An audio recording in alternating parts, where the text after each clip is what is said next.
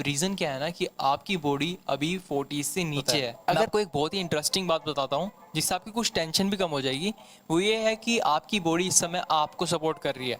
तो वो क्या चीज़ें हैं जो आपको रोक रही हैं?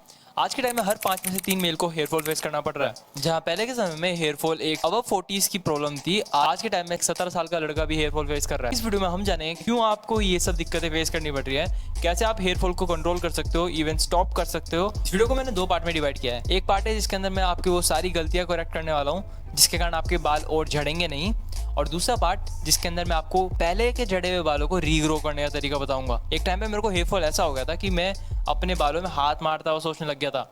बारिश होती थी तो मैं बाहर निकलने से सोचता था कि यार ये स्प्लिट आउट हो जाएंगे और मेरा बोल्डनेस शो हो जाएगी। इतना ज़्यादा हेयर फॉल हो चुका था मेरे को। और जितनी भी मैं इस वीडियो में गलतियां बताने वाला हूँ, अगर आपने इन गलतियों को कंटिन्यू करके रखा, इट इज़ पॉसिबल कि अगर आप 10 साल में गंजे होने वाले थे, वहाँ आप 1 साल के अंदर अंदर गंजे हो जाओगे। तो सबसे पहले हम बात करते हैं हेयर फॉल होता क्यों है। देखो यार, मोस्ट ऑफ द केसेस में हेयर फॉल का मेन रीजन आपके इंटरनल फैक्टर्स होते हैं। कई लोग कहते हैं कि हेयर फॉल आपके एक्सटर्नल फैक्टर्स यानी कि बालों के ऊपर कुछ गलत लगाने से हो जाता है, गलत तरीके के शैम्पू लगाने से हो जाता है। एक्चुअली बालों के ऊपर कुछ गलत चीज लगाने से आपके बालों की झड़ने की स्पीड इंक्रीज हो सकती है, लेकिन बाल झड़ रहे हैं क्योंकि वो इंटरनल फैक्टर गलत है आपका। आपने कई सारे ऐसे लोग देखे होंगे जो अपने बालों पे कुछ भी लगा लेते हैं लेकिन उनके हेयर फॉल नहीं होता है। रीजन यही है कि उनके इंटरनल फैक्टर्स क्लीन होते हैं। तो मैं आपको बताऊंगा कैसे आप इंटरनली अपने आप को क्लीन कर सकते हो।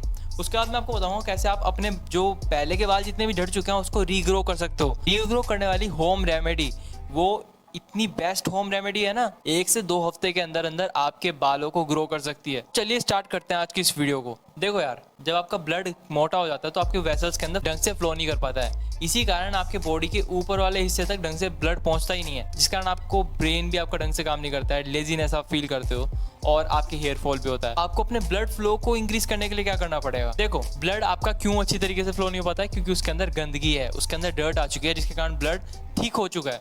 अब आपको उस ब्लड को थिन करना है। ब्लड के अंदर गंदगी आती है आपके इंटेस्टाइन से। आप जितना भी खाना खाते हो वो सारा का सारा आपके इंटेस्टाइन में स्टोर होता है, जहाँ से ब्लड वेसल्स आके न्यूट्रिशंस एब्जॉर्ब करती है। आप अगर कुछ ऑयली चीज़ खाते हो या फिर कुछ स्पाइसी चीज़ खाते हो तो वो आपके इंटेस्टाइन में आके स्टोर हो जाती है और ब्लड वेसल्स उन्हें ही कैरी कर लेता है, जिसके कारण आपके ब्लड के अंदर डर्ट भर जाती है और वो ठीक हो जाता है, वो आपके हेड तक पहुंच ही नहीं पाता है। तो आपको अपने इंटेस्टाइन को क्लीन किस तरह करना है, मैं आपको कोई दवाई नहीं बताने वाला हूँ, मैं आपको कोई फूड नहीं बताने वाला हूँ। आपको मैं एक बहुत ही छोटा सा प्रोसेस बताने वाला हूँ। आपको एडेमा करना है। एडेमा आपके इंटेस्टाइन को क्लीन करता है। एडेमा एक ऐसा प्रोसेस है जिसके अंदर आपके इंटेस्टाइन के अंदर पानी स्टोर किया जाता है, उसके बाद थोड़ी देर के होल्ड के बाद उस पानी को आप निकाल देते हो। एक 100% सेफ प्रोसेस है, आयुर्वेद इसे सपोर्ट करता है। ये आपका सबसे पहला स्टेप हो सकता है जिसके कारण ना केवल आपके हेयर फॉल बट आपके बॉडी के रिलेटेड जितने भी इश्यूज हैं वो बहुत माइनर हो जाएंगे, बहुत कम हो जाएंगे। आपको बहुत एक्टिवनेस फील होगी अपनी बॉडी में। एडेमा की पूरी प्रोसेस की वीडियो आपको इस आई बटन में मिल जाएगी। एक चैनल है सात्विक मोमेंट करके, उन्होंने बहुत अच्छी वीडियो डाली है इसके लिए। इन सब बातों को सिर्फ सुनो ही मत, इनको फॉलो करो अपनी लाइफ में, तभी आपको इसके इफेक्ट मिलेंगे। तो ये तो बात थी आपके इंटेस्टाइन को क्लीन करने की। अब आपके पुराना जितना भी आपने गलत खाया था वो सारा का सारा क्लीन हो चुका है। अब हम बात करेंगे आपको आगे नया क्या खाना है जिसके कारण आपके हेयर रीग्रो शुरू हो जाए। आपको अपनी डाइट के अंदर क्या क्या चीजें इंक्लूड करनी है।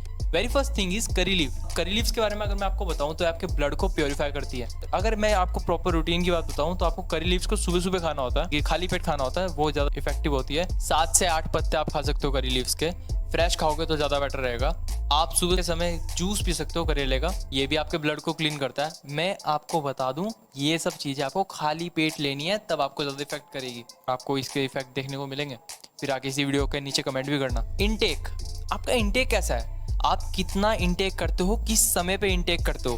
फर्स्ट ऑफ ऑल, आप क्या चीज़ें गलत इनटेक कर रहे हो इसके बारे में बात करते हैं। अगर आप ऑयल इनटेक कर रहे हो, मैं हर एक तरीके के ऑयल के बारे में बात कर रहा हूँ। अगर आप चीनी इनटेक कर रहे हो, आप मैदा खा रहे हो, अगर आप बिना चोकर का आटा खा रहे हो, अब बिना चोकर का आटा आपको आपकी मम्मी बता देगी, अगर आपको नहीं पता तो इन सब चीज़ों को खाना बंद कर दो। क्यों? क्योंकि ये सब चीज़ें रिफाइंड होती हैं। अभी आज के टाइम में आपको देसी घी भी प्योर नहीं मिलता है और तेल भी मिलता है तो रिफाइंड मिलता है। मैदा भी रिफाइंड होता है, सूजी रिफाइंड होती है। इसे इसके ऊपर स्टेप उठाओ। व्हाइट राइस यूज करते हो तो ब्राउन राइस यूज करना शुरू कर दो। चीनी को रिप्लेस कर दो शक्कर से। शक्कर के तो बहुत सारे फायदे होते हैं। दूध से भी आपकी प्रॉब्लम बढ़ जाती है। आपको दूध से आपके एक्ने की प्रॉब्लम बढ़ती है, आपके हेयर फॉल से रिलेटेड प्रॉब्लम बढ़ती है, और भी कई तरीके की प्रॉब्लम बढ़ सकती है दूध से। आप कहोगे यार मैं कैसी बातें कर रहा हूँ, ये नॉट ओनली मी बट हमारी एंशियंट साइंस भी इस बात को सपोर्ट करती है।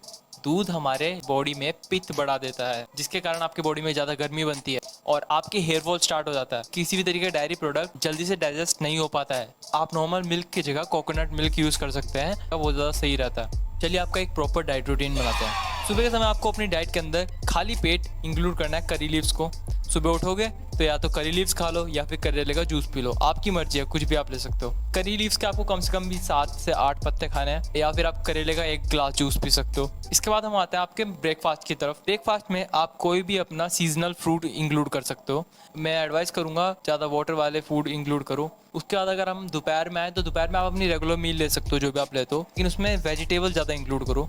रात के समय में आप थोड़ा लाइट फूड खा के सो, जैसे कि सैलेड खा लिया। आपने सुना होगा कहते हैं कि रात के समय कुछ भी वाइट नहीं खाना चाहिए। वो एक्चुअली बात यह है कि रात के समय कोई भी डायरी प्रोडक्ट नहीं खाना चाहिए, वो पचता नहीं है। ठीक है, मिल्क भी आपको नहीं लेना है, वो पचता नहीं है। अगर आपको इतना लेना है तो आप सुबह के समय ले सकते हो, लेकिन आपको रात के समय सोने से पहले मिल्क बिल्कुल भी नहीं लेना है। तो ये रहेगा आपको कुछ डाइट रूटीन। तो यहाँ तक तो हमने बात करी थी किस तरीके से आप इंटरनली अपनी बॉडी को क्लीन कर सकते हो। अब रीज़न क्या है ना कि आपकी बॉडी अभी 40 से नीचे है। अगर आपकी बॉडी 40 से नीचे है तो आपकी बॉडी के अंदर हीलिंग का प्रोसेस बहुत ज़्यादा हाई होता है। मैं आपको एक बहुत ही इंटरेस्टिंग बात बताता हूँ जिससे आपकी कुछ टेंशन भी कम हो जाएगी।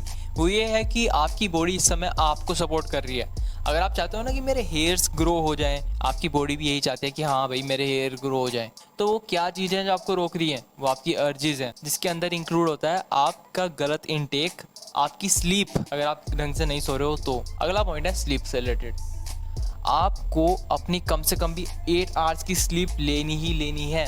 8 आवर की स्लीप के दौरान आपकी हीलिंग शुरू हो जाती है, जो ना केवल आपकी बॉडी के अंदर की सारी हीलिंग बट आपके हेयर फॉलिकल्स की भी हीलिंग करता है। आपके बाल अच्छे तरीके से ग्रो होते हैं। प्रॉपर स्लीप लेने से ना केवल आपके हेयर्स बट आपकी एक्ने की प्रॉब्लम दूर होती है, हाइट भी ग्रो होती है अगर आप ग्रोइंग एज में हो तो। अब हम बढ़ते हैं उस रेमेडी की तरफ जो कि आपके बालों को दोबारा ग्रो करना शुरू कर देती है। इस रेमेडी से पहले एक बात बता देता हूँ मैं हूँ, ये मेरा दोस्त है।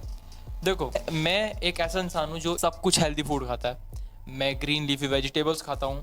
मैं अपनी डाइट के अंदर हर वो चीज़ें इंक्लूड करता हूँ जो कि मेरी बॉडी के लिए ज़रूरी है।